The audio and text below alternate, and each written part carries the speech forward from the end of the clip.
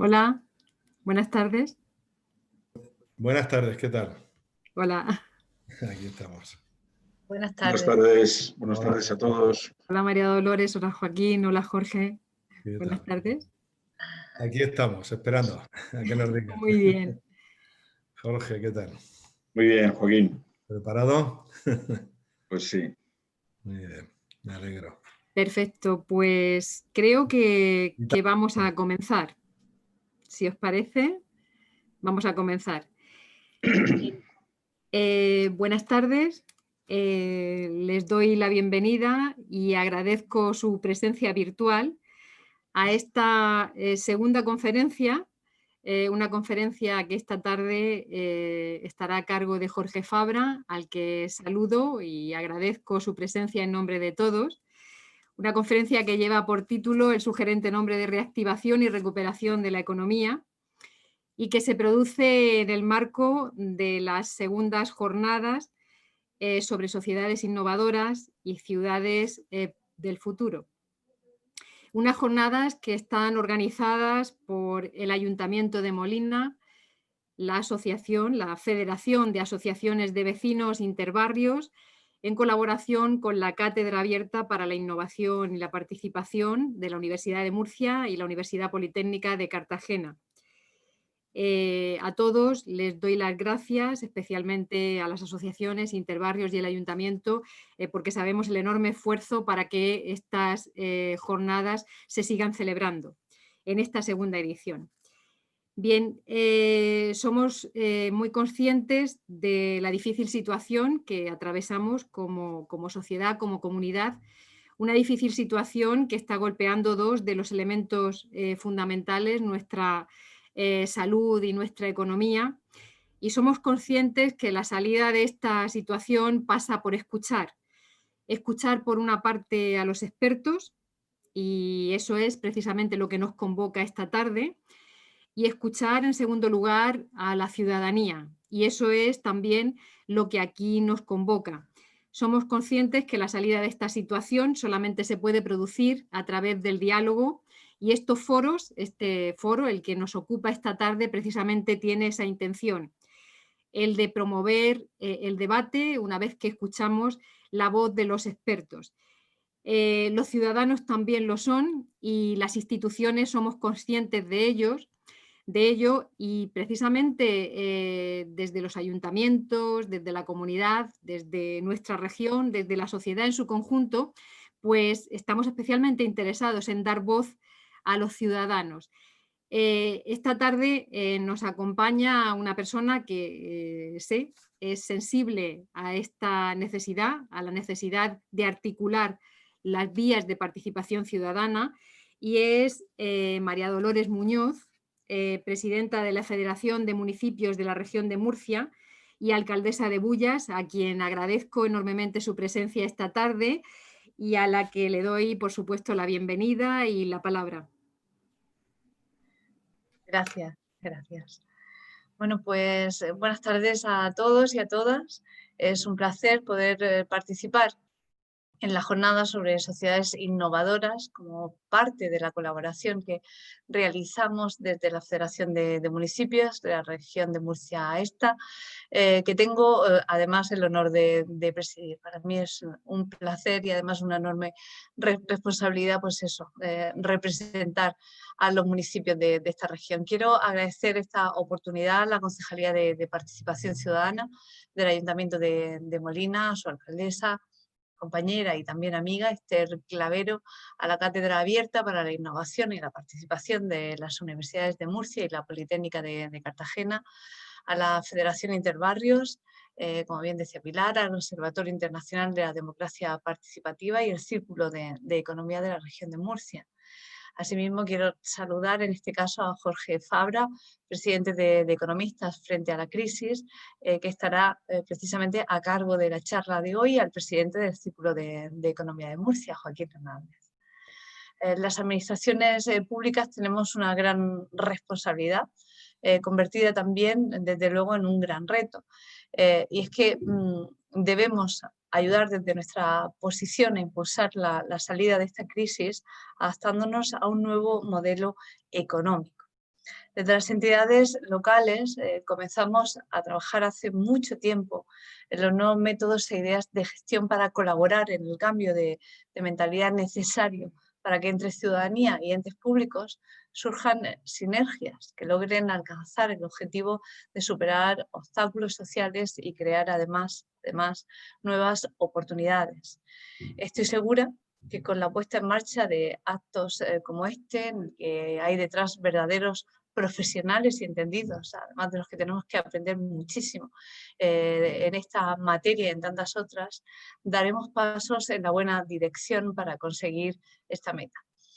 Una vez más, gracias a todos los que hacéis posible este acto y muchísimas gracias además por darme la oportunidad de aprender, que no siempre es así, pero en este caso sí. Así que muchas gracias y buenas tardes.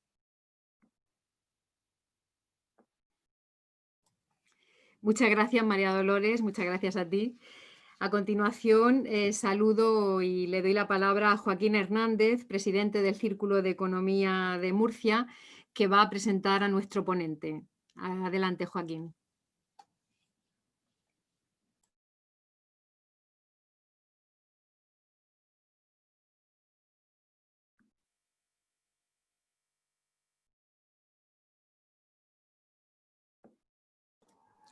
Joaquín, por favor, Joaquín, disculpa, no te escuchamos. Debes activar tu audio. En la parte inferior. Ahora, perdón. Perfecto. Sí. Decía, perdón por las cuestiones tecnológicas. Decía que buenas tardes y muchísimas gracias a la organización por contar conmigo como presidente del Círculo de Economía de la región de Murcia y sobre todo agradecer a don Jorge que nos dedique este tiempo que seguro será de gran interés para todos los que escuchemos su conferencia, enmarcada dentro de las segundas jornadas Sociedades Innovadoras para Ciudades del Futuro. La iniciativa, como se ha dicho antes, está promovida por distintas entidades. Hoy la conferencia correrá a cargo, como ya se ha dicho, por don Jorge, y el título versará sobre la reactivación y recuperación de la economía. Don Jorge Fabra Ultray es bien conocido, por lo que haré una breve reseña. Es economista por la Universidad Complutense de Madrid y doctor en Derecho por la Universidad Carlos III de Madrid. Su tesis doctoral versó sobre la regulación del sector eléctrico, aspectos de la electricidad relevantes para la economía y el derecho. Ha publicado numerosos artículos en revistas generales y especializadas. Es coautor de varios libros y autor del libro Regulación o Liberalización, un mercado para la electricidad.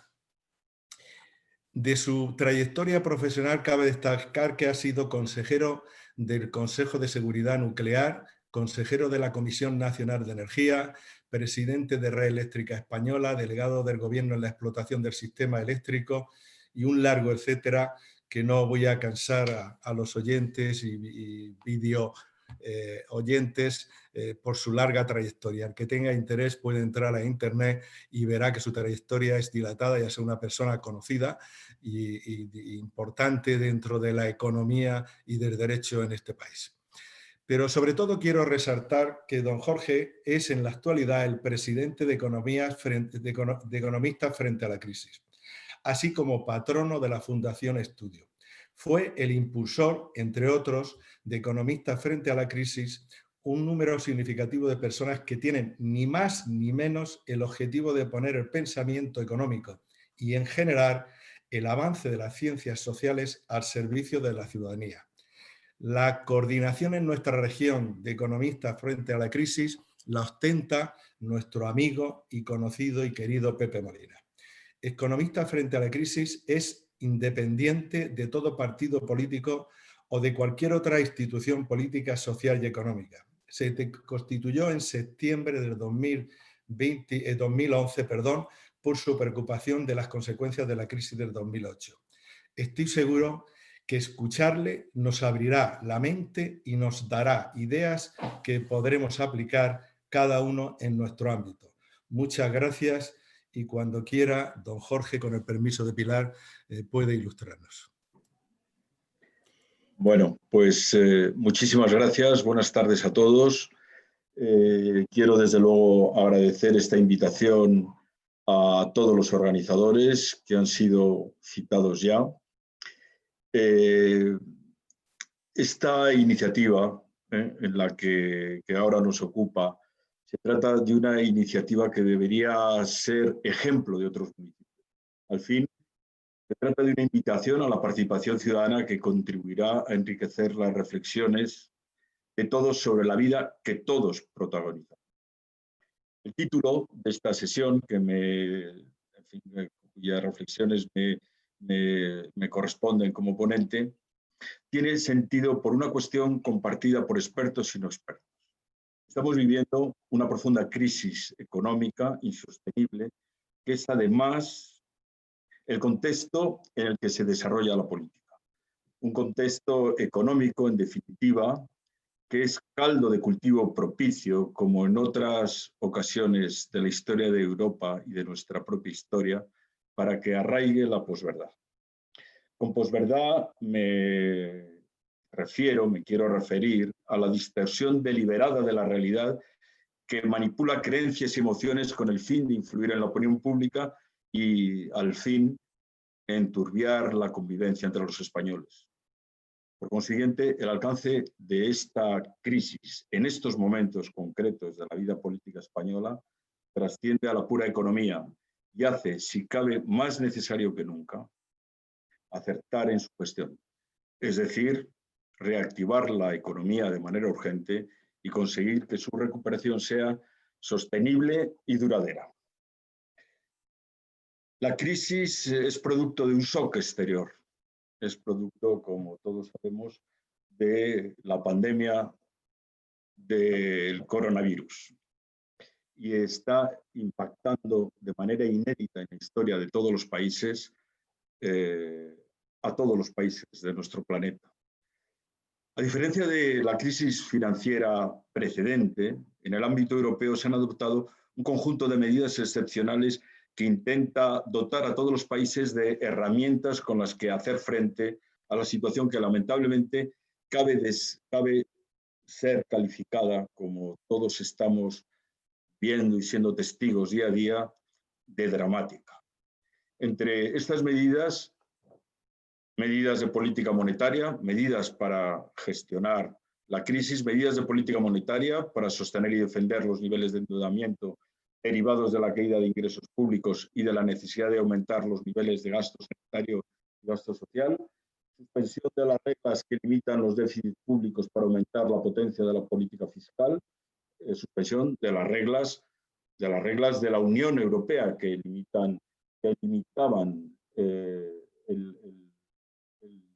la dimensión de los déficits públicos, relajación de las normas que limitan las ayudas de Estado, de las normas siempre de la Unión Europea, el establecimiento de líneas extraordinarias de financiación para sufragar los gastos de la lucha contra la pandemia y finalmente la creación de fondos europeos que facilitarán transferencias y créditos hasta un nivel desconocido en Europa y desde luego desconocido por nuestro país para el desarrollo de inversiones estratégicas en línea con las transacciones que es necesario ser abordadas por todas las economías europeas y en particular la transición ecológica y la transición digital a la que en varios momentos me voy a referir. Desde Economistas frente a la crisis hemos defendido, como lo hicimos en la anterior crisis, que esta situación requiere mantener e intensificar una política anticíclica que contemple el sostenimiento de las rentas familiares, especialmente de las capas más débiles, y con ello el consumo y la demanda agregada. Todos los organismos internacionales, como el Banco Central Europeo o el Fondo Monetario Internacional, entre muchos otros, defienden, ahora sí, no lo hicieron antes, esa misma orientación de la política económica basada en estímulos fiscales, es decir, en gasto público, conscientes del límite en el que se encuentra la política monetaria europea que preside el Banco Central Europeo. A la hora de abordar estas reflexiones no podemos perder de vista, tenemos que tener presente que la pandemia va a causar en 2020 en España una caída histórica del Producto Interior Bruto, es decir, de la renta nacional. Los cálculos iniciales, además, han ido empeorando mes a mes desde que se inició en marzo las medidas para gestionar la pandemia y contener la pandemia. El Gobierno de España prevé que el Producto Interior Bruto caerá en 2020 el 11,2%, y el Banco de España ha descartado una recuperación temprana de la economía española durante el último trimestre de 2020, este que estamos acabando ahora, que todavía no tiene los datos económicos cerrados. Y el Banco de España prevé, más pesimista que el gobierno español, que el Producto Interior Bruto acabará registrando una caída por encima del 12%, es decir, 1,4% más que las previsiones del gobierno, que no obstante mantiene un cierto optimismo todavía en relación con las previsiones del Banco de España. Del mismo modo, las previsiones del Gobierno estiman para 2021, el año que estamos a punto de inaugurar, una recuperación del 7,2% frente a esa misma previsión más pesimista del Banco de España, que lo sitúa en solo un 4,1%. En cualquier caso, estimaciones del Gobierno y del Banco de España muy por debajo de las caídas previstas en 2020 por ambas instituciones. Esto quiere decir que la caída histórica del Producto Interior Bruto en España en 2020, causada por la crisis sanitaria, no va a poder ser recuperada en 2020, cualesquiera que sean, en 2021, perdón, cualesquiera que sean las previsiones de Gobierno o de Banco de España. Y también las instituciones internacionales, frente a la evolución prevista del Fondo Monetario Internacional sobre el Producto Interior Bruto mundial, que estima caerá un 4,4%, España va a caer en 2020 un 7% más que el promedio mundial. Es decir, la cifra que antes había dado, superior al 11% en cualquiera de las previsiones que hasta ahora se han hecho. Y a pesar de que la caída en España va a ser superior al promedio mundial, el Fondo Monetario Internacional prevé un repunte mayor en el promedio mundial que en el promedio español. De cualquier caso, vemos que la recuperación será una recuperación lenta que no nos permitirá recuperar los niveles anteriores a la pandemia hasta 2022, si efectivamente las previsiones que estamos conociendo por parte de las instituciones internacionales y de las instituciones españolas se cumplen. Las razones por las que España es uno de los países, será uno de los países, porque todavía la pandemia no ha acabado, más afectados del mundo, pueden resumirse en tres, que son, por otra parte, suficientemente conocidas. En primer lugar, las medidas iniciales para contener la pandemia fueron en España más intensas que en el resto de los países de nuestro entorno, ¿no? Confinamiento, hibernación de las actividades productivas que todos hemos vivido, que todos hemos sufrido, que todos hemos tenido que cumplir. En segundo lugar, un elevado peso en el Producto Interior Bruto en España de sectores muy afectados por las consecuencias de la COVID. Drástica reducción de la movilidad, sobre todo internacional, fortísima caída de las actividades de servicios, más que las industriales, y no solo, pero también y muy principalmente del turismo. Y en tercer lugar, las medidas adoptadas han sido muy importantes, pero inferiores a las de otros países de nuestro entorno. Según el Banco Central Europeo, las transferencias a la economía real son grandes, pero inferiores en porcentaje de Producto Interior Bruto a la de otros países, y su composición es diferente. Son, por ejemplo, inferiores a las de Alemania, Francia, Italia y Holanda, inferiores a la mitad del promedio de la zona euro. Sin embargo, el déficit público español, mayor que el de los demás países, no provendrá de haber gastado más, sino de la mayor intensidad con que España se ha visto afectada en relación a otros países. Y efectivamente, en Alemania, por ejemplo, las transferencias supondrán en 2020 alrededor de un 5% del PIB, en Francia una cifra similar, en Holanda en torno al 8%, En el promedio de la zona euro, el doble que en España, que será aproximadamente del 3% de nuestro Producto Interior. Y finalmente, las medidas adoptadas están teniendo menor intensidad. ¿A qué me refiero cuando hablo de menor intensidad? Por ejemplo, el apoyo directo a las empresas, no vía créditos, sino vía subvenciones, vía transferencias no reembolsables, es decir, aportaciones de dinero o aportaciones de capital, es la más baja de la eurozona. Dado que en 2020 no ha habido medidas ni planteamiento común a nivel europeo, es claro, y esta es la razón por que las decisiones ante la pandemia han sido solo nacionales, que explica estas divergencias y diferencias en las políticas de unos países y de otros. En el caso español, además, la retirada de estos mecanismos compensatorios está siendo más temprana, lo que está ocasionando que la reactivación de la economía esté resultando más débil de lo deseable y de lo posible. Ejemplos de la retirada temprana. La nómina mensual de prestaciones por desempleo, que es la partida más importante de las medidas adoptadas, ha sido en noviembre ya solo un tercio de lo que fue en su máximo que se produjo el mes de junio. Y del mismo nivel que las prestaciones por desempleo que se registraron antes de la pandemia en enero y en el mes de febrero.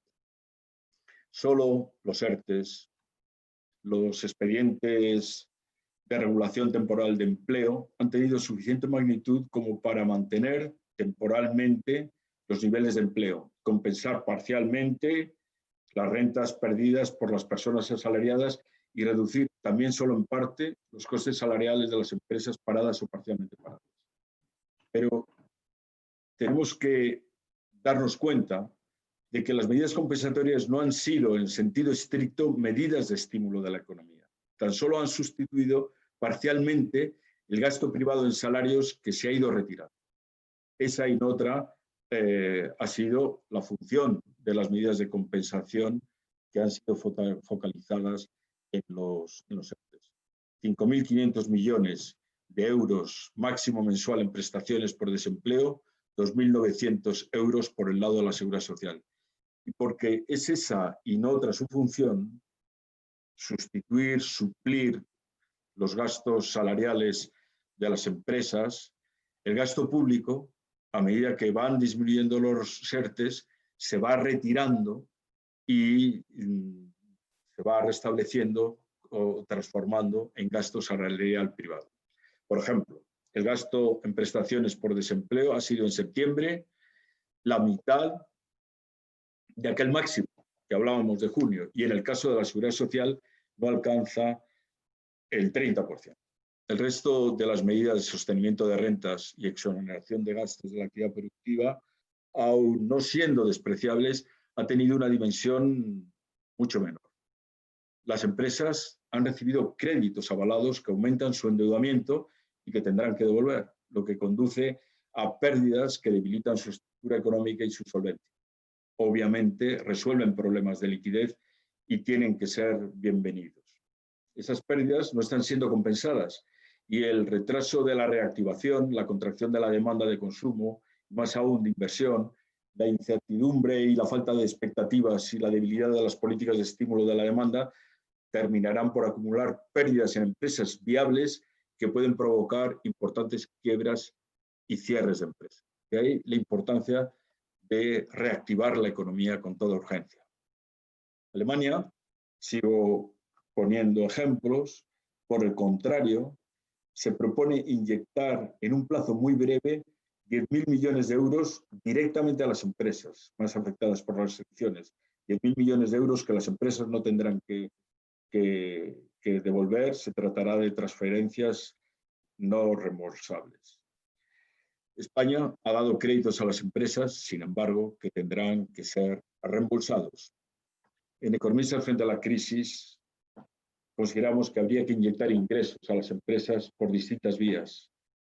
Subvenciones, es decir, créditos no reembolsables, es decir, transferencias directas, o entradas en el capital de las empresas que necesiten fondos. Se trata es necesario, imprescindible, hacer un esfuerzo para recuperar rápidamente los niveles de crecimiento que la pandemia nos ha hecho perder.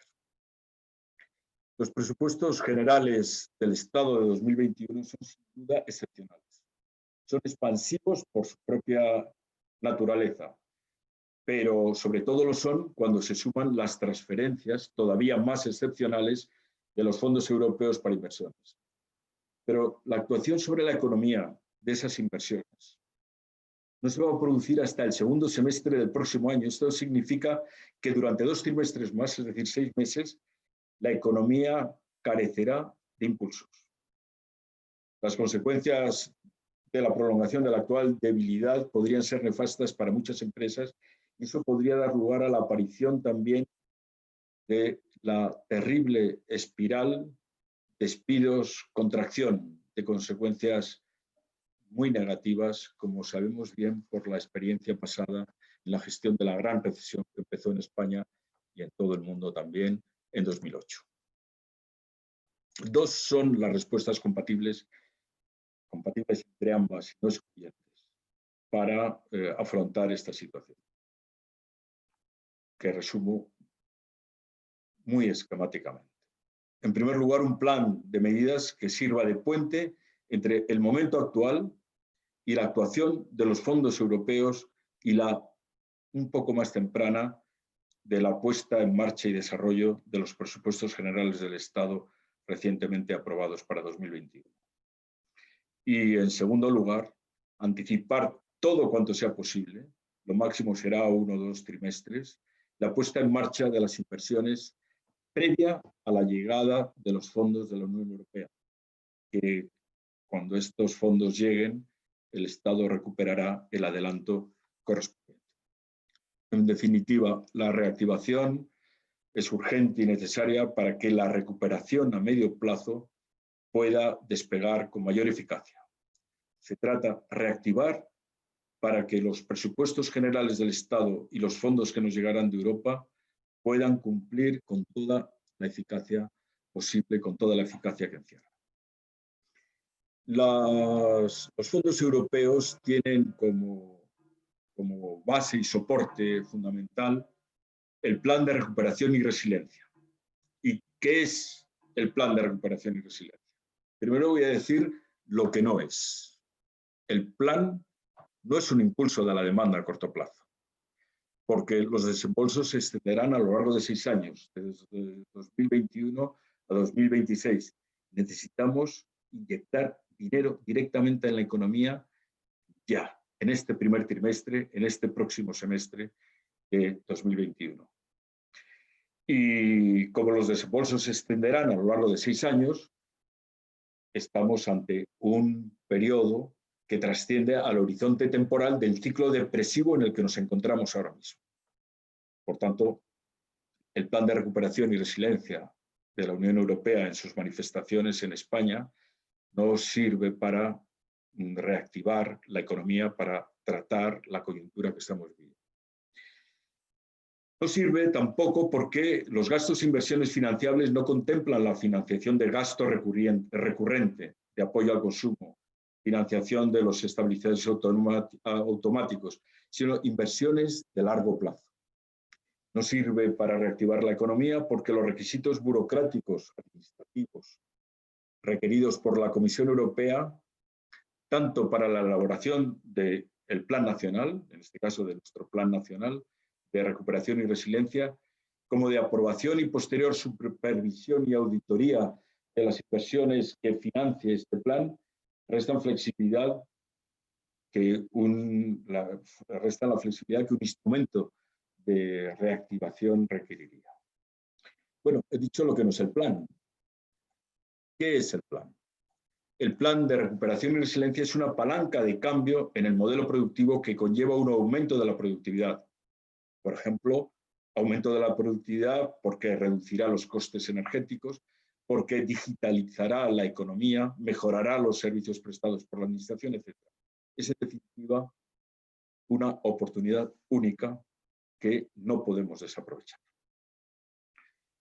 Los fallos de mercado han estado demasiado ausentes en el diseño de la política económica y especialmente ausentes en el diseño de la política económica en España. Hemos creído que los mercados solucionaban cualquier cosa en no importa qué circunstancia. Los mercados, que es seguramente uno de los instrumentos más eficaces que ha encontrado nuestra sociedad para mejorar nuestro nivel de vida, sin embargo, ante determinadas circunstancias, se ven incapaces para resolver los problemas e incluso, en algunas circunstancias, los agudiza. La transformación de la economía, actuando desde el sector público en sectores de tecnología disruptiva, en sectores en los que el mercado no actúa o no interviene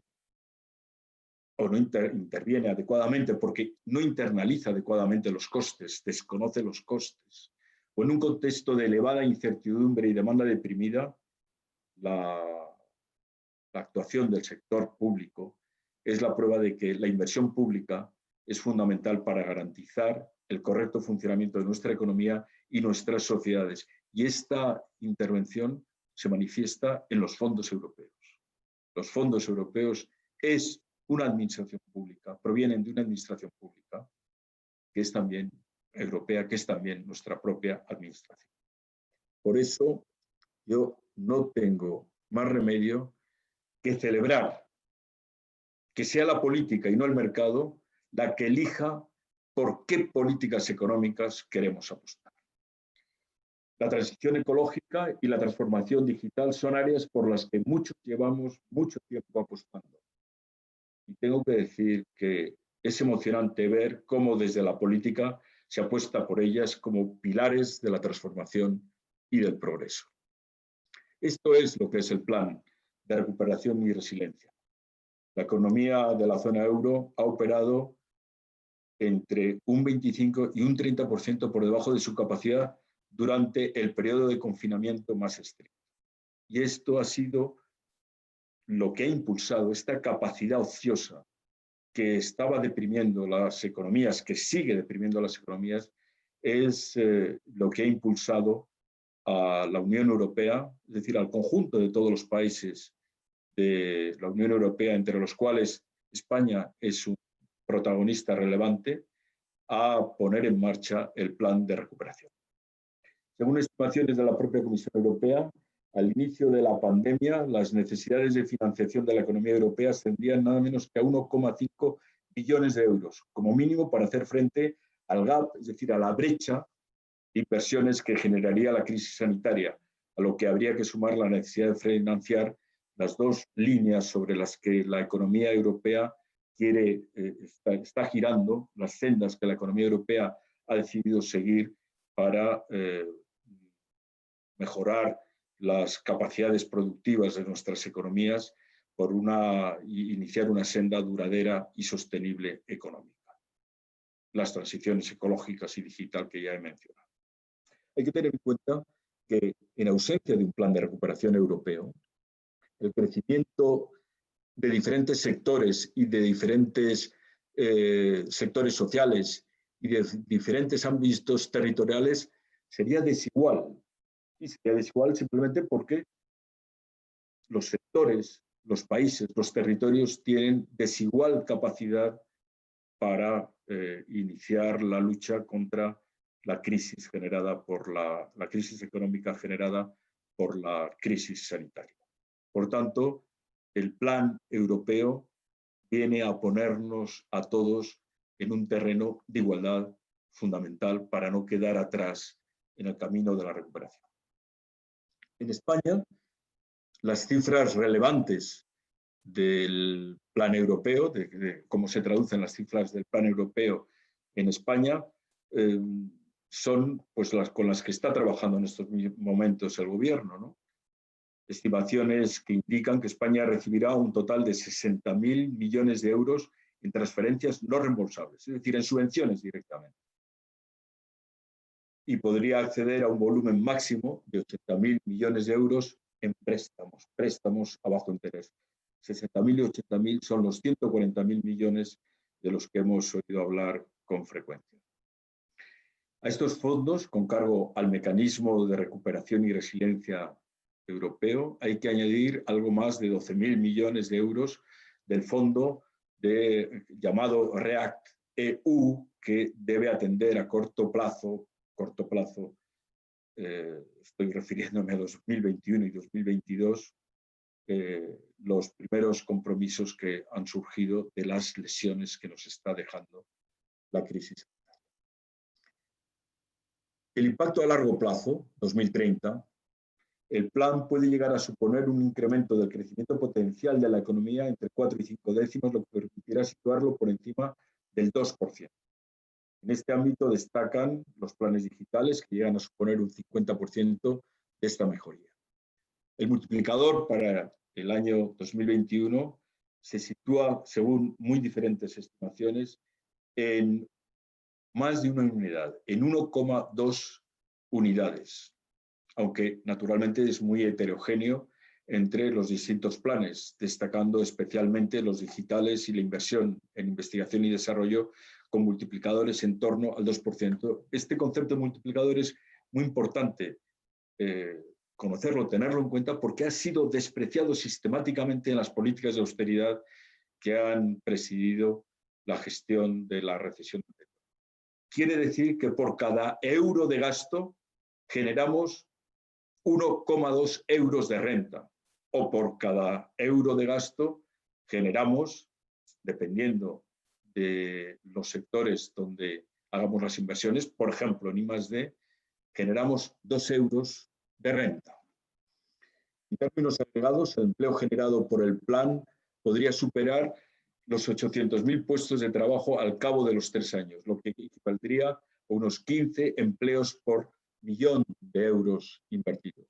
Asimismo, el plan supondrá una mejoría estructural de competitividad de nuestro tejido empresarial con una mejora sostenida de nuestra posición exterior. Las mejoras relativas a los ejes digitales, a las apuestas por el ecosistema industria-servicios, el impulso al emprendimiento, supondría una mejora de 0,2 puntos porcentuales en la tasa de crecimiento de las exportaciones a largo plazo. A 10 años vista, es decir, con el horizonte en 2030, el plan se traduce en una reducción de la desigualdad entre las rentas salariales de los hogares. En términos del índice de Gini, el índice tradicionalmente utilizado para medir la desigualdad, el plan permitiría reducir este índice de Gini, por tanto la desigualdad, en un 5,7%. Las líneas directrices del Plan de Recuperación, Transformación y Resiliencia de España son las siguientes, y las digo muy rápidamente. España Verde, basada en el Plan Nacional Integrado de Energía y Clima, sería la base. Se trata del plan mejor valorado por la Comisión, con un impacto de un 1,8% en el Producto Interior Bruto en 2030 y la creación entre 250.000 y 300.000 empleos adicionales. Se trata de un empuje enorme a la transformación del tejido productivo y de la competitividad de nuestro país. Una segunda directriz, la España digital. España es líder en la Unión Europea en el despliegue de redes de fibra óptica y somos segundos en España en servicios públicos digitales. Según un informe de la Unión Internacional de Telecomunicaciones de 2018, en los países de la OCDE, de la Organización para la Cooperación y el Desarrollo, un incremento del 1% en la intensidad de digitalización del país supone un aumento del Producto Interior Bruto per cápita del 0,14%. Otra de las directrices de este plan aborda España sin brechas de género.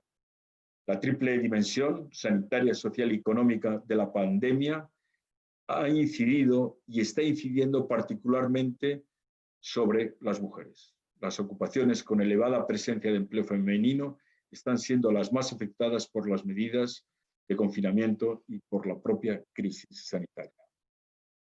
España cohesionada e inclusiva que tendrá que abordar la reforma de nuestro sistema fiscal para hacerlo más justo, más progresivo y para que pueda contribuir a las agudas diferencias que existen sociales en España. Intentar abordar la mejora de la situación de desigualdad social de la que partimos. Bajo estas directrices se están instrumentando políticas palanca, así las denomina el plan, bajo los siguientes epígrafes: agenda urbana y rural, lucha contra la despoblación, infraestructuras y economías resilientes. Por ejemplo, no voy a extender sobre estos epígrafes, pero por ejemplo en este en concreto prevé la creación de 50.000 puntos de recarga antes de 2023 para la recarga de los coches eléctricos. La transición energética justa e inclusiva, que podrá adelantar, gracias a los fondos europeos, sus objetivos medios a 2023. Y por tanto España podrá así aprovechar el alineamiento de las prioridades nacionales con las prioridades marcadas por la Comisión Europea. Ahorro y eficiencia, energías no emisoras de gases de efecto invernadero, redes y electrificación, etc. Una administración para el siglo XXI digitalmente equipada. La modernización y digitalización del tejido industrial y de las pequeñas y medianas empresas, recuperación del turismo e impulso al emprendimiento. Pacto por la ciencia y la innovación, refuerzo a las capacidades del Sistema Nacional de Salud. Todo esto está integrado en los propios presupuestos generales de 2021, que naturalmente incorpora los fondos europeos. Educación y conocimiento, formación continua y desarrollo de capacidades. Por ejemplo, se pretende en este epígrafo crear 200.000 nuevas plazas de formación profesional hasta 2023 y la actualización de los títulos ya existentes. Y de manera remarcable quiero subrayar que se pretende impulsar la acreditación de competencias básicas y profesionales de más de 3 millones de trabajadores. Otro epígrafe muy importante: la nueva economía de los cuidados y de las políticas de empleo. El desarrollo de la economía de los cuidados redundará en una tasa de participación mayor de la mujer, que a su vez está asociado a menores niveles de brecha de género. Una brecha de género que, tal y como ha concluido el Banco de España, y lo pongo como ejemplo, los ingresos laborales brutos de las mujeres se ven reducidos en España un 11,2% durante el primer año de la maternidad, mientras que las ganancias, los ingresos de los padres aumentan en el 0,15%. Tenemos que hacer un esfuerzo porque ser madre no signifique caer en una situación de desigualdad económica e incluso en muchos casos en una situación de pobreza extrema. Impulso de la industria, de la cultura y del deporte, el 9º epígrafe del Plan de Recuperación de España, y finalmente el 10º punto, el 10º epígrafe, modernización del sistema fiscal para un crecimiento inclusivo y sostenible de nuestra economía, al que antes me he referido. Pero todo esto tiene que ser gestionado y el esfuerzo es verdaderamente inmenso. En primer lugar, participación de las administraciones territoriales en los fondos europeos. En fin, para que los fondos transformen la economía española se requiere la implicación de un amplio abanico de actores. Es vital que todos los niveles de la administración participen en la gestión de los fondos europeos. Por ello, de los fondos europeos, que son parte de los fondos previstos en los presupuestos generales del Estado. Por ello, se impulsará la cogobernanza para la ejecución de los fondos con las comunidades autónomas a través de una conferencia sectorial específica que ya ha sido anunciado. Será una parte fundamental tanto por el conocimiento de las necesidades de inversión que tienen de manera especial, naturalmente, las administraciones territoriales, las comunidades autónomas y los municipios, como en virtud de las competencias que tienen, ámbitos en los que se emplearán los fondos que naturalmente alcanzarán a los ámbitos competenciales de las propias administraciones territoriales. Las comunidades autónomas participarán activamente en la gestión de los fondos del mecanismo de recuperación y resiliencia por diversas vías. Los presupuestos generales del Estado de cada año reflejarán en las partidas presupuestarias de los ministerios las dotaciones financieras provenientes del mecanismo de recuperación y resiliencia, en las que se detallarán programas, convocatorias, programas marco, convenios, dependiendo de los diferentes sectores. En las áreas de competencias de las comunidades autónomas, estas firmarán convenios con los ministerios implicados para la gestión y ejecución de los fondos que deberán atender a los hitos y objetivos establecidos en el plan de recuperación.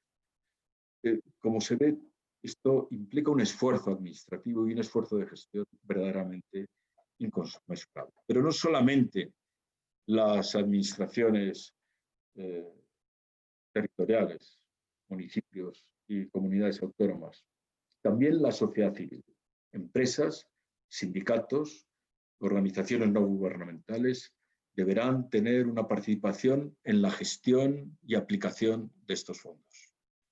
Los diferentes ministerios lanzarán convocatorias para la presentación de proyectos y los diferentes formatos dependiendo de los sectores y temas. Estoy incidiendo en todo esto porque quiero transmitir el reto y las dificultades enormes con las que nos enfrentamos para aprovechar una oportunidad que no podemos dejar pasar, y menos que nunca en la situación de salida de la pandemia. Es decir, esfuerzos administrativos, elevados requerimientos formales y todo con una supervisión que exige la Comisión Europea. Los criterios de asignación de los fondos serán fundamentales para conseguir su máxima efectividad. Existe un elevado grado para lograr este aumento de la efectividad de información asimétrica sobre dos cuestiones clave. Cuando hablo de información asimétrica me estoy refiriendo de información de la que no disponen los gestores de los fondos y que sin embargo sí disponen los que piden esos fondos, ¿no? Y que pueden llevar a una tergiversación de su aplicación. Es decir, el esfuerzo por combatir esa información que es asimétrica por parte de las administraciones debe ser una de las preocupaciones fundamentales. En primer lugar, el importe real de los proyectos, especialmente en sectores de energías punteras, por ejemplo, en los electrolizadores de hidrógeno. La propia Comisión tiene abierta una línea llamada hidrógeno verde que provoca en su aplicación sobre España algunas dudas, puesto que se trata de una vía tecnológica que está todavía por explorar en gran parte. Se trata de que mediante criterios de asignación modernos se pueda aprovechar mucho mejor los fondos. Que esos fondos sean aplicados en inversiones adicionales, no en inversiones que en cualquier caso serían. ¿Cómo asegurar que los fondos públicos no están financiando inversiones que en cualquier caso se producirían? Esto también es una difícil decisión porque su análisis está muy sometido a la información asimétrica a la que antes me refería. Acertar con los criterios de asignación para que revelen la información real impedirá que se produzca un trasvase de rentas desde lo público a lo privado, sin que redunde en mejoras de productividad, generación de empleo y transformación económica, es decir, sin que redunde en el interés general. Otros elementos a los que hay que prestar especialmente son evitar que la búsqueda de subvenciones, es decir, de rentas regulatorias, tanto del sector privado como de las administraciones públicas, reduzca la eficiencia de la gestión de los fondos. Todos saben que el dinero existe, que el gobierno se lo tiene que gastar, habrá enormes presiones para que quienes buscan rentas regulatorias sean los adjudicatarios. Esto es fundamental evitarlo. Hay que evitar, en la medida de lo posible, que las empresas incumbentes, es decir, las empresas poderosas, instaladas, que ocupan posiciones casi oligopólicas en sus propios sectores, se beneficien aún más de los fondos y consoliden su poder de mercado. Aunque será inevitable que las empresas, estas empresas ya presentes, tengan una cierta ventaja, hay que evitar que se distorsione la competencia. El régimen de ayudas de Estado sigue vigente y si se distorsiona la competencia, será necesario denunciarlo. Al final, la competencia tiene una enorme función social. Donde los mercados son eficientes, la competencia también es eficiente y preserva el interés de la generalidad de los ciudadanos. Y esto entronca con otra idea clave que quiero subrayar. ¿Cuál va a ser el retorno para los contribuyentes de las inversiones que se lleven a cabo con transferencias? Las transferencias del mecanismo de regulación y de recuperación y resiliencia europeo son transferencias públicas. La administración europea es nuestra propia administración. Por ejemplo, supongamos que un componente consiste en desplegar la red de fibra óptica en zonas rurales y que esta inversión la hace Telefónica con cargo al plan de recuperación. ¿Será Telefónica la propietaria de esta nueva infraestructura? ¿No tiene más sentido que el Estado se quede con una parte del capital, con un porcentaje del capital del proyecto, porque es el Estado quien en definitiva ha aportado las transferencias para llevar a cabo el proyecto? Hay que poner en valor el sector público empresarial y esta es una buena oportunidad para hacerlo. Siempre hemos oído que la empresa privada es más eficiente que la empresa pública, pero no hay absolutamente ninguna prueba empírica de tal cosa. Y simplemente quiero recordar a grandes empresas de nuestro país que se han convertido en multinacionales, que muestran una eficacia técnica y económica y unas capacidades de gestión enormes. Y voy a poner ejemplos.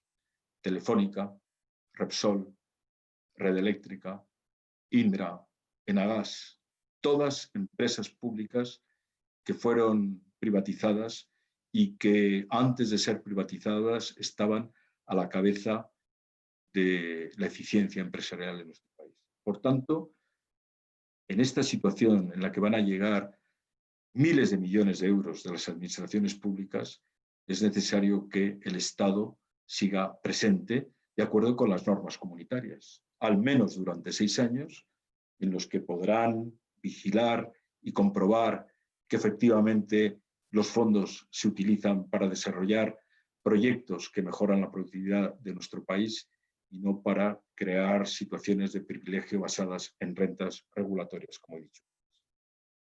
El Gobierno ha entendido que distribuir los fondos a lo largo de los 6 años de los que dispone reduciría el impacto sobre la demanda que tanto necesita nuestra economía en estos primeros meses de 2021. Y de ahí se entiende el anuncio de que el plan se centrará en transferencias no reembolsables, es decir, en subvenciones, y que los proyectos se concentrarán en los 3 primeros años.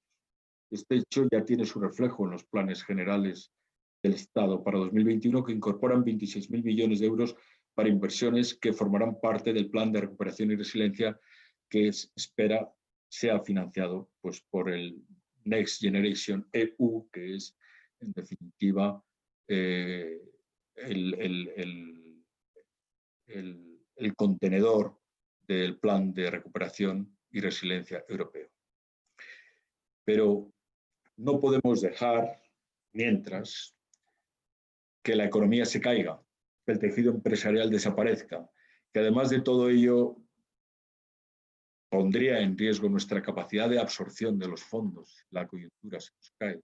Así, según informaciones de prensa, el Gobierno estaría pensando, esperemos que se confirme, en avanzar el 50% de los fondos comprometidos con el objetivo de acelerar la recuperación antes de su ejecución. Se trataría, en última instancia, de tratar de convertir un instrumento pensado fundamentalmente para el largo plazo en uno que tenga capacidad de tracción en el corto plazo.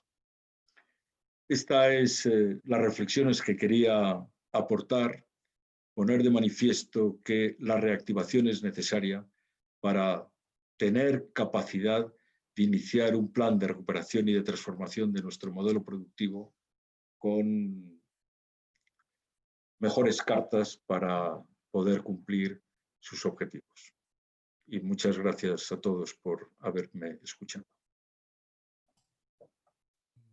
Muchas gracias a ti, Jorge.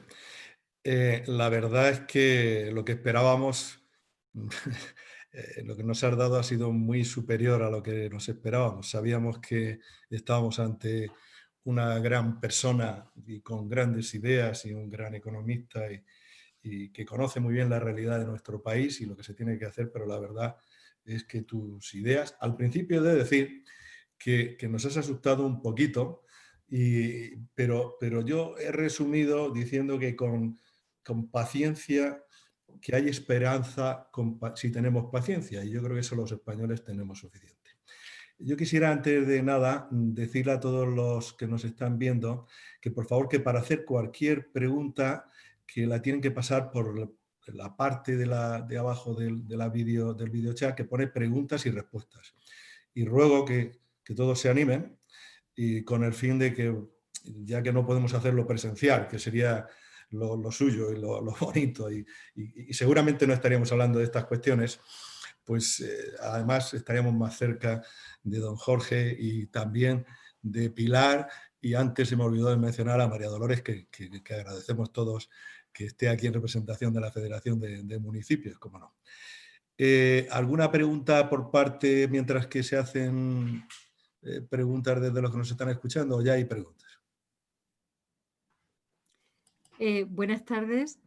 Yo quería, en la condición de panelista, me cuelo en el foro. Quería agradecer a Jorge Fabra su muy didáctica conferencia, plagada de escenarios de futuro, no sabemos si viables, pero donde las estrategias están claras. Antes de nada, y antes de formular mi pregunta, pues sí quiero saludar y transmitir también en nombre de la alcaldesa de Molina, de Esther Clavero, que nos acompaña, a pesar de que no ha intervenido y ha preferido cedernos el testigo a nosotros, pues sí que quiere saludar, saludarnos a todos y agradecer igualmente esta conferencia. Como decía, es una conferencia enormemente ilustrativa sobre el futuro que nos aguarda, lleno de posibilidades y también llena de advertencias. Una de las advertencias es que si no gestionamos con el suficiente cuidado estos fondos europeos, unos fondos europeos que son una enorme oportunidad para canalizar y reorientar nuestra economía, pues posiblemente habremos desaprovechado una de las grandes oportunidades. Y Jorge ha trazado dos aspectos que me han llamado especialmente la atención, dos vías de reactivación enormemente sugerentes, pero también, desde mi punto de vista, enormemente difíciles para una estructura, un tejido socioeconómico como el nuestro. Está claro que la apuesta por la vía de la transición ecológica y la apuesta por la vía de la transición digital son, desde luego, las dos grandes vías de futuro. Y de hecho, y me ha parecido muy ilustrativo, la utilización de los retornos, ¿no? y el efecto multiplicador que tanto en términos de PIB como en términos de empleo tiene la apuesta por sectores de estas características. Mi pregunta, y más que mi pregunta, mi temor, pero desde luego una pregunta es: ¿qué obstáculos le ve ahora mismo a nuestro tejido empresarial? Un tejido empresarial que todos lo conocemos, está fuertemente transitado por sectores es el sector servicios, y dentro del sector servicios, pues algunos de los subsectores que precisamente no tienen esa gran capacidad de retorno en términos de crecimiento, de renta, ¿no? Sí, posiblemente de empleo, estoy pensando en la hostelería quizá, pero no tanto en términos de crecimiento del Producto Interior Bruto, de crecimiento a medio y largo plazo.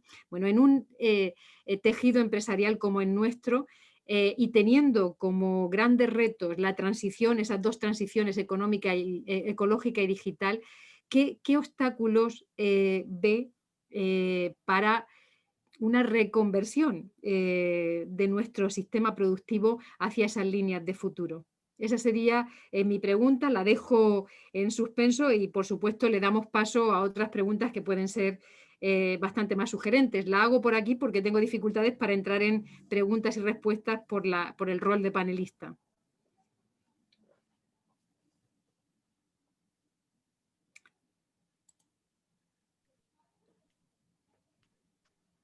Yo no sé si quieres, Pilar, que vaya haciendo algún comentario sobre el tema que planteas. Perfecto. Sí, muchísimas gracias.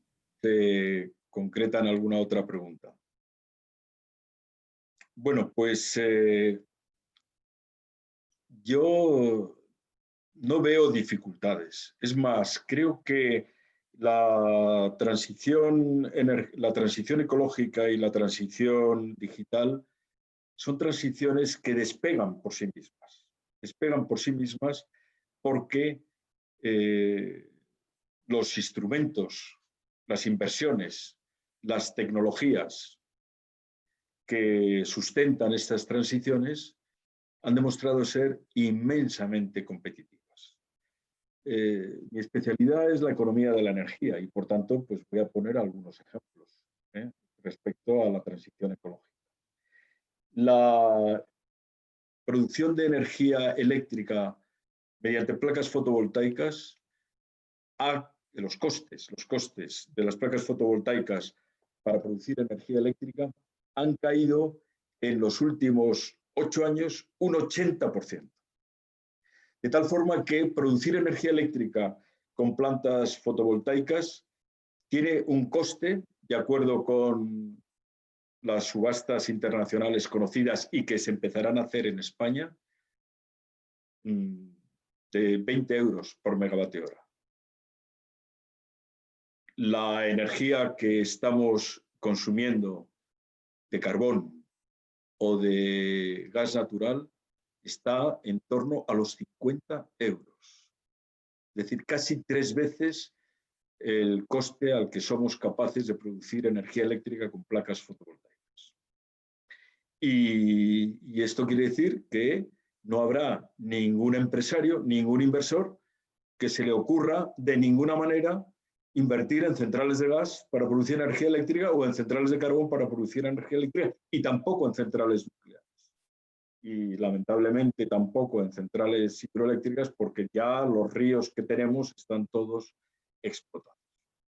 Es decir, que ¿qué obstáculos puede haber? Puede haber obstáculos de regulación, es decir, de una cierta incertidumbre en cómo recuperar los costes de la inversión. Pero para eso la regulación tiene herramientas y, por ejemplo, hace muy poco ha sido publicado una orden ministerial que establece los detalles de cómo pueden incorporarse los inversores al sector de la energía y, por tanto, a la transición ecológica, invirtiendo en plantas de energía renovables a través de subastas. Las subastas, al fin y al cabo, es un mercado tan eficiente como cualquier otro mercado. ¿Y por qué subastas? Porque esa subasta establecerá un precio para el inversor para los 25 años de vida útil de su inversión. Y por tanto, en la subasta, el empresario pondrá el precio que le permite a él afrontar la inversión.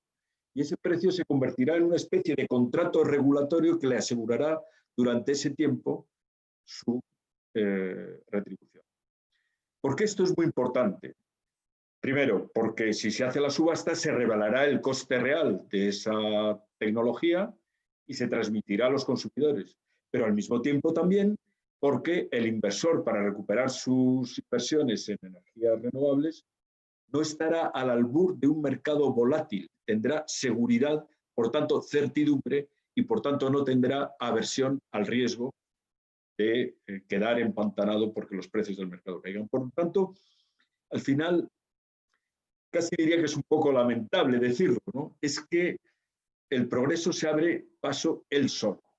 Y lo que tenemos que tener cuidado es acompañarlo con la regulación que no le ponga dificultades, sino que estimule ese camino. Hay otras inversiones en energías renovables que tienen que ver con las energías renovables, que esas sí necesitan efectivamente fondos provenientes de los fondos europeos, de los presupuestos generales del Estado. Son, por ejemplo, los puntos de recarga de los coches. Claro, hay que tener en cuenta que electrificar la movilidad implica aumentar la producción y, por tanto, el consumo de energía eléctrica, pues a lo mejor en un 40%. Y a esa respuesta la tienen que dar las energías no contaminantes, pero tienen que haber medios para que esas energías no contaminantes lleguen a sus usuarios, que en este caso son los coches eléctricos. Lo pongo simplemente como ejemplo. Pero hay otros obstáculos, sin embargo, silentes, que sin embargo me preocupan. Y es que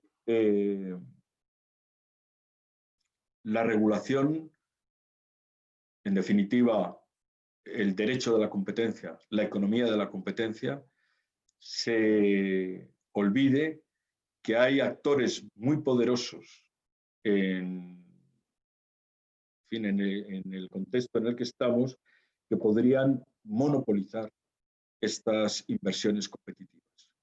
Pero para esto la regulación tiene instrumentos clarísimos, que además continuamente los estamos viendo, porque a veces nos asustamos de cosas que son, sin embargo, normales y que las vemos todos los días y que se han puesto en marcha en España en montones de ocasiones. Pues mire usted, si usted tiene más de tal porcentaje de mercado, pues no se puede presentar a la subasta, porque si no va a aumentar su porcentaje y va a incrementar su poder de mercado, y el poder de mercado lo que hace es subir los precios. Entonces, tendrá que estarse muy atento al poder de las empresas incumbentes, de las empresas consolidadas multinacionales en presencia, para evitar que se nos entrecrucen dificultades en los caminos de la transición ecológica, de una transición ecológica que beneficia al planeta, pero que también beneficia a los propios consumidores. Es decir, y decir que beneficia a los consumidores, es decir, que beneficia a la ciudadanía. Tenemos varias preguntas y en aras de que vayamos viendo las máximas posibles, y voy a intentar agruparlas. José Antonio Cano nos hace 2 o 3 preguntas que intento resumir. Dice, ¿desde cuándo se empieza a contar la posverdad? Aclarar el término. Por otra parte, ¿de cómo afectará todo este plan de recuperación y resiliencia a los vecinos de mi ciudad? Entiendo que es de Molina, a las personas pensionistas, a los parados o en ERTE y a los trabajadores. Y termina diciendo qué papel se espera que desempeñe nuestro ayuntamiento. Entiendo que cualquier ayuntamiento. Bueno,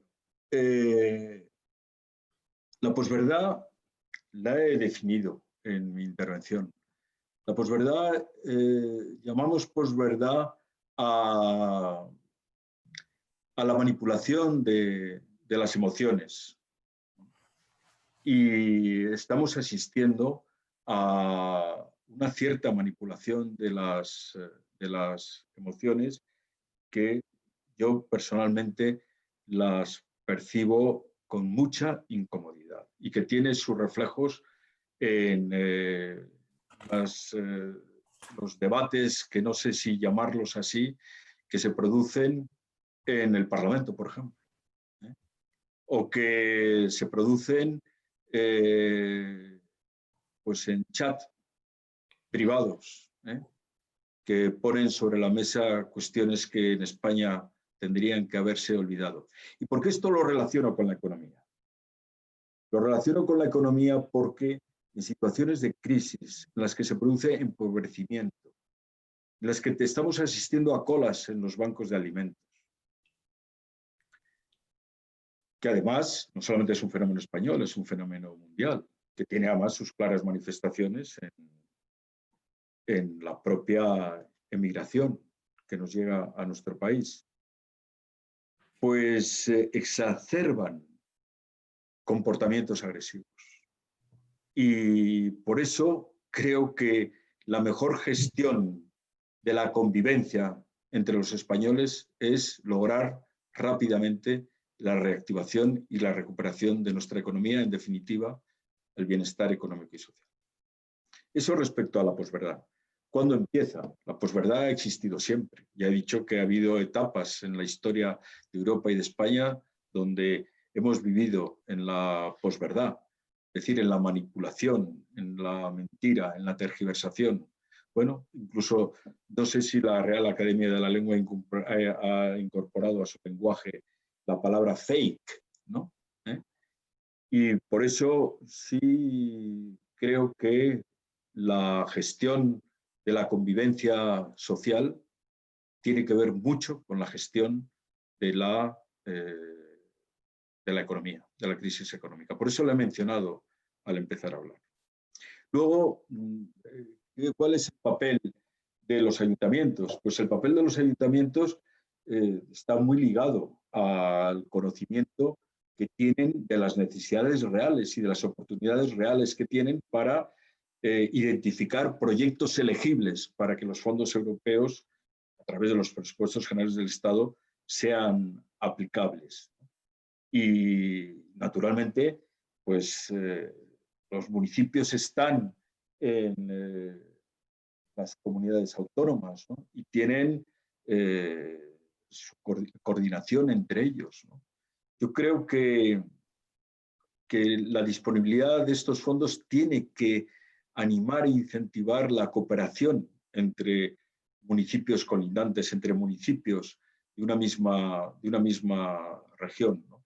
A mí siempre me ha parecido fascinante que la comunidad autónoma de Murcia se llame Comunidad Autónoma Región de Murcia, porque implica, sin recurrir a elementos identitarios excluyentes, que se reconocen todos con una cierta homogeneidad que a unos y a otros les hace reconocibles. Y bueno, pues efectivamente las comunidades autónomas tienen competencias, los fondos de los presupuestos y los fondos europeos se van a aplicar en ámbitos territoriales donde esas competencias existen y donde esas competencias son ejercidas por los municipios y por la administración de mayor ámbito, como es la comunidad autónoma. Por tanto, sí, claro, yo no soy absolutamente incapaz, lo lamento, de decir cómo podrá beneficiarse de esto Molina de Segura. Completamente incapaz. Pero sí hay que decir algo, que cuando alguien gasta el dinero no desaparece. El gasto de alguien es ingreso de alguien. Y el gasto de ese alguien es ingreso de alguien. Casi podríamos decir con el dinero que ni se crea ni se destruye. Bueno, sí se crea, ¿no? Pero en fin, no se destruye. Cuando alguien dice, es que, pongo un ejemplo, ¿no? Porque hay muchos, es que los funcionarios ganan mucho dinero, ¿no? Bueno, pues si le bajan el dinero al funcionario, se lo están bajando también al camarero del bar que está a la puerta, que va a vender un café menos. Es decir, bajar el sueldo, disminuir las rentas salariales, es disminuírsela a todo el mundo, aunque la gente no se lo crea, aunque la gente se crea que se lo han disminuido al vecino y no a él, no, se lo han disminuido al vecino y por tanto a él, ¿no? Y por consiguiente, si efectivamente la economía del país se reactiva, los fondos de esa reactivación llegarán seguro a Molina de Segura, como llegarán a todos los rincones, porque al final el dinero es como el aceite que se expande como una mancha, y eso es lo que quiere decir reactivación y recuperación de la economía. Ángel José Olaz, aparte de felicitar a la organización y por supuesto a Jorge por su excelente presentación, hace la siguiente pregunta.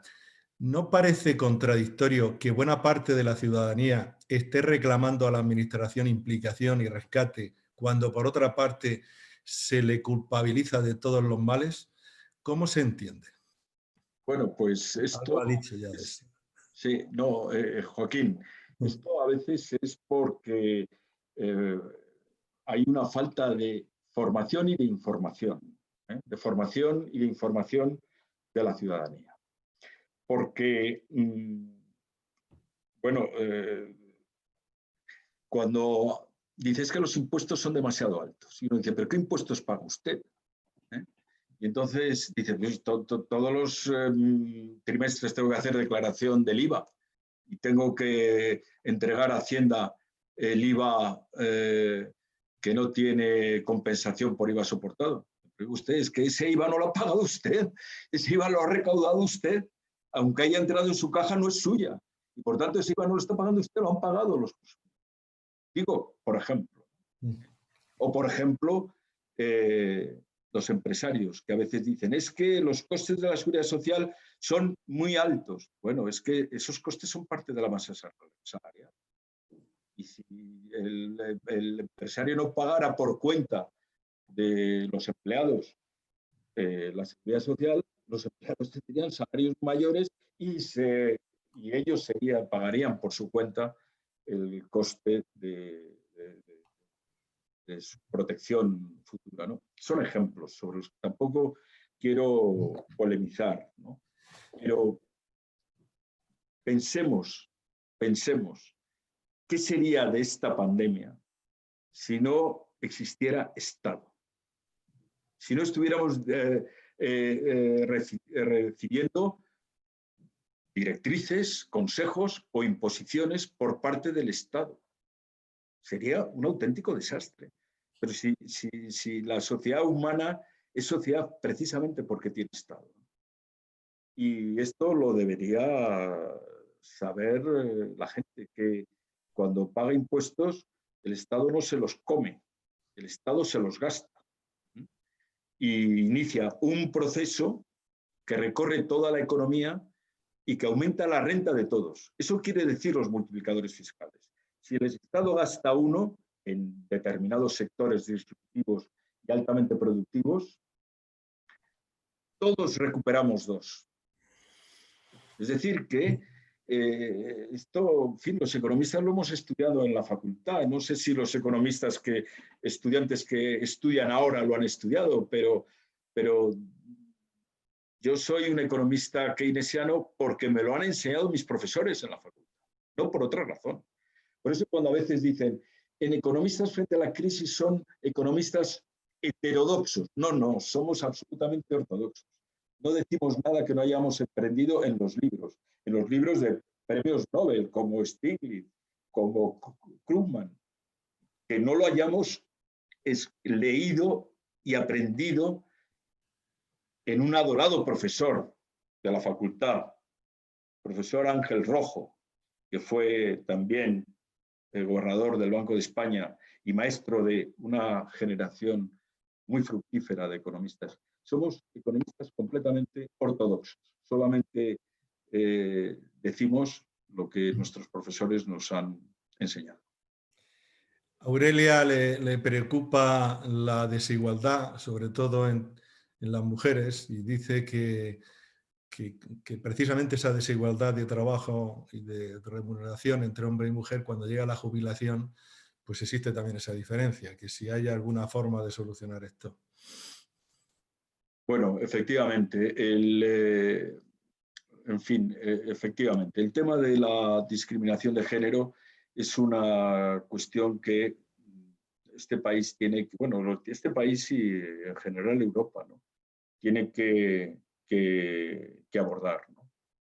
De entrada, auditorías para que en las empresas, en el mismo puesto de responsabilidad y con el mismo trabajo, los sueldos entre mujeres y hombres no difieran. Y esto está completamente generalizado. Esto no puedo decir exactamente en qué normas se plasma, pero esto está completamente en los planes del propio gobierno y de la legislación para que estas situaciones no se produzcan. Es cierto, ¿no?, que las menores retribuciones de la mujer se convierten en una especie de condena hasta la vejez, y es uno de los grandes problemas de la desigualdad. Lola Ferrer, vamos a contestar dos o tres preguntas más y vamos terminando. Lola Ferrer se preocupa también que, aparte de la transición ecológica y digital, que hay una transición invisible, que es la doméstica y de los ciudadanos. Y le pregunta, ¿cómo haría usted posible la transición a la visibilidad de las economías domésticas y de los ciudadanos? Bueno, la verdad es que hay preguntas que yo no me siento con conocimientos sociales suficientes para contestar esta pregunta. Simplemente avanzaré que lo que hay que hacer es medirlas. Y la contabilidad nacional y las estadísticas tendrían capacidad de medirlas. Porque efectivamente la aportación al Producto Interior Bruto de los cuidados, de las actividades domésticas, son muy elevados, ¿no? El problema es que tenemos un problema de medición, y entonces, al tener ese problema de medición, en definitiva, sin resolverlo o sin resolverlo plenamente, lo que hacemos es invisibilizar esas economías domésticas. Esto es totalmente cierto, ¿no? Son unas de ese aspecto es una de las deficiencias de nuestra sociedad. Sí, me decías, Joaquín. Hay muchas personas que le dan la enhorabuena y felicitan y que dicen que comparten todas sus ideas. Y tengo aquí una pregunta, la preocupación, yo creo que es una preocupación también que hay en la calle, una pregunta concreta que dice que una cuestión es lo que se dice o lo que se firma y otra cosa es las inversiones reales que luego llegan a los proyectos, como ocurrió en su momento en el 95 en las explotaciones mineras y tal. Le preocupa un poco, yo creo que usted lo ha dicho ya, de esos controles para que al final se consiga que los fondos que son de los ciudadanos que lleguen y que repercuta luego a la sociedad y a la economía. Pero vuelvo a repetir. Yo he estado subrayando que estamos ante un reto verdaderamente tremendo. Es decir, la absorción de los 140.000 millones que nos van a llegar de la Unión Europea y el sostenimiento de unos presupuestos generales ambiciosos en el gasto público, pues es un reto enorme, ¿no? Yo creo que esa sería una de las mayores incertidumbres que pesan sobre los propios presupuestos y sobre el plan de recuperación y resiliencia, ¿no? Es cierto, tenemos la capacidad que tenemos de gestionar como sociedad, como país, como Estado, ¿eh? Y bueno, pues los objetivos se ponen para alcanzarlos, pero en fin, los retos no siempre se cumplen, ¿no? Yo creo que por eso he insistido en que estamos ante una gran oportunidad y bueno, pues a mí me consta, pero en fin, es más o menos público. Lo que pasa es que a veces las cosas quedan en manos de expertos, ¿no? Que el gobierno está poniendo una maquinaria en marcha, ¿no?, que además depende directamente del presidente del gobierno, ¿no?, para que no haya excusas por parte del Estado, la coordinación y la responsabilidad de esta gestión. Pero, como digo, es muy difícil y el problema es que en estas dificultades pueden aparecer actitudes oportunistas por parte de la cantidad de diferentes actores que concurren en la economía.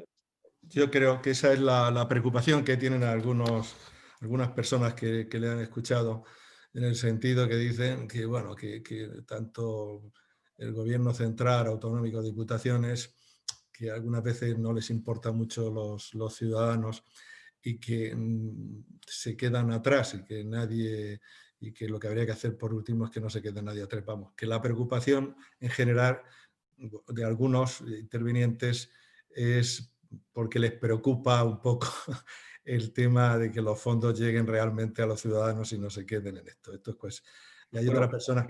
Sí. Tú me tienes que ayudar en algunas de estas respuestas, ¿eh? Sí, sí. Porque como estoy presidente intentándolo, del Círculo de Economía de Murcia, pues sabes tanto más que yo sobre estas cosas. Y voy a decir una cosa políticamente completamente neutral. Sí. Políticamente completamente neutral. No todos los políticos son iguales. Y cada uno percibe las virtudes y los defectos de unos y otros políticos según su propia visión, según su propia perspectiva, según el punto de observación del paisaje. Bueno, pues que utilicen el voto y así contribuirán a solucionar los problemas que cada uno perciba. Sí, yo estoy de acuerdo totalmente contigo, que no podemos a todo el mundo ponerlo en la misma cesta, porque tanto en la política como en la sociedad en general hay millones de personas en este país que trabajan por la igualdad, por las empresas y bueno, lo que pasa que, en fin, que a todos nos preocupa lo mismo, aunque no se diga. Hay una persona que insiste y que dice que no se ha hablado, no se ha hecho ninguna referencia a la corrupción. Yo creo que no hace falta, no hacemos referencia a la corrupción porque yo creo que estamos todos de acuerdo que la corrupción es un gran mal y lo que tenemos que hablar es en positivo de aquellas cosas que se pueden hacer, ¿no, Jorge? Sí, la corrupción es tremenda porque además produce, además del dinero que detrae, es que produce ineficiencia en los comportamientos. Es decir, la corrupción hace que, por ejemplo, los adjudicatarios en concursos pues no sean los mejores. Es decir, que hay extracción de rentas a través de la corrupción, pero además hay una pérdida de eficiencia. Por tanto, sí, efectivamente, la corrupción, bueno, no la he mencionado, pero bueno, no he mencionado tantas cosas porque aquí podríamos estar mucho tiempo, ¿no? Porque al final la economía es la vida de todos y cada uno, ¿no? Solamente para terminar, porque si no, no terminamos y ha sido la intervención brillante y no quiero que nos hagamos pesados. La última pregunta, me dicen que explique, si es posible, y justifique por qué la producción de energía eléctrica fotovoltaica en España es que sea menor que en países del norte de Europa, cuando las tarifas se ha dicho que son significativamente mejores. Bueno, pues efectivamente somos uno de los países con más recurso renovable y carece de sentido que hayamos ido con retraso en las inversiones en energías renovables.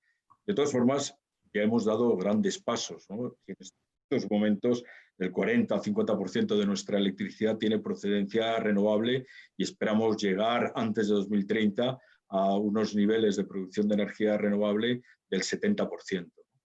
Incluyendo el abastecimiento a los nuevos sectores que se van a electrificar, como por ejemplo el sector de la movilidad.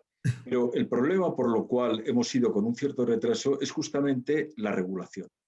La regulación que producía incertidumbre. Y que precisamente ahora las subastas que se van a convocar yo creo que en la primera, en el propio mes de diciembre, lo que hacen es dar certidumbre al inversor. Y en el momento en que haya certidumbre para el inversor, al revés, no sabremos qué hacer con tanta iniciativa de inversión. Es decir, nos sobrarán, y no pasará, porque no puede pasar, porque sería también malo, inversiones en renovables por todos lados. Mucho más, pero 3 y 4 veces más de las que puede soportar nuestro sistema eléctrico. A pesar de que nuestro sistema eléctrico es uno de los sistemas más eficientes del mundo. España fue pionera en la creación de una intensa coordinación del sistema eléctrico, ¿no? Hasta el extremo de que se convirtió en guía para las reformas comunitarias en el sector eléctrico y fue nada menos que ejemplo para el proyecto de reforma del sector eléctrico en Inglaterra, ¿no? Y además nada menos que con Thatcher. Es decir, que si resolvemos problemas de regulación, seremos realmente uno de los centros europeos con mayor capacidad de producción de energía renovable y exportaremos energía renovable al resto de Europa.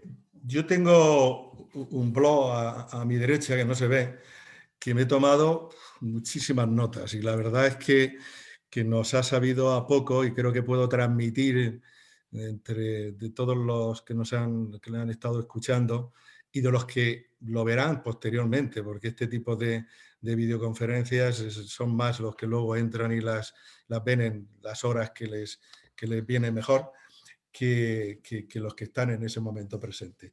Yo a Jorge le emplazo para que, como ha dicho que le ayudara en el círculo, por ser presidente del Círculo de Economía y por conocer, yo le emplazo cuando sea posible a una charla en el Círculo de Economía que sabe que hacemos con frecuencia y nos gusta tener personalidades como usted para seguir con esto, que seguramente ya tendremos más claro el tema de los fondos y el tema de la recuperación. Y yo me quedaba con muchas frases, pero hay una que no me puedo resistir, que decía, hay que poner en valor el sector público empresarial. Quiero decir, como resumiendo que no hay nada bueno o malo, ni lo privado ni lo público, sino lo que se gestiona bien y se hace con honestidad y con honradez, y creo que es contestar a todos. Yo le felicito y le dejo por si quiere terminar con algo que le haya quedado y darle la más sincera enhorabuena en nombre de todos los organizadores, porque ha sido muy gratificante y, como yo le decía al presentarlo, nos va a venir muy bien para abrir nuestra mente y para utilizar todas sus ideas, cada uno en su quehacer. Bueno, yo sí quiero decir una cosa a la que me siento obligado, ¿no? Lo comenté en algún previo que ya había tenido contigo, Joaquín, y con ¿Sí? el ayuntamiento. Yo estoy participando, siendo objeto de vuestra invitación, por Pepe Molina. Así es. Y yo lo que lamento es haber conocido a Pepe Molina tan tarde.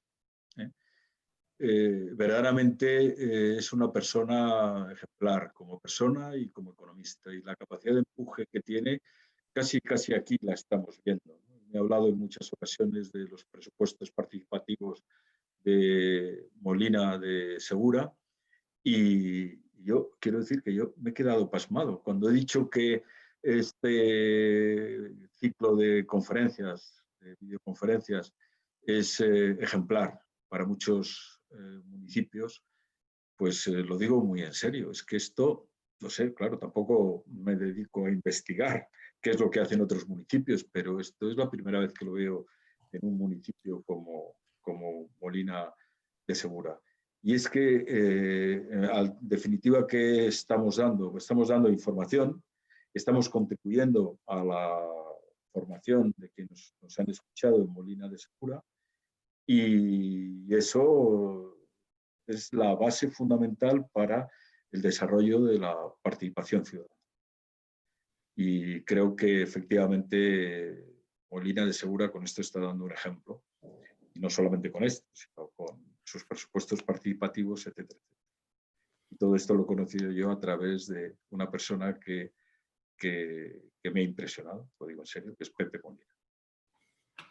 Así es. Muchas gracias a todos. Pilar, muchas gracias. Y Jorge. Muchísimas gracias, señor Fabra. Ha sido un placer compartir esta tarde con usted. Muchísimas gracias, Joaquín, por la presentación y por coordinar todas las preguntas y respuestas.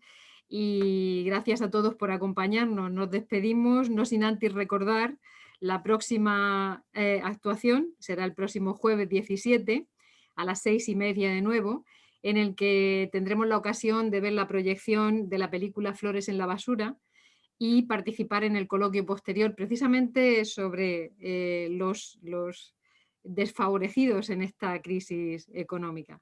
Muchísimas gracias a todos. En nombre de la alcaldesa, que saluda también, en nombre de la universidad a la que represento, la UMU, la Universidad de Murcia y la UPCT, la Universidad Politécnica de Cartagena, de Interbarrios y de todos los organizadores, de verdad muchísimas gracias porque ha sido un placer.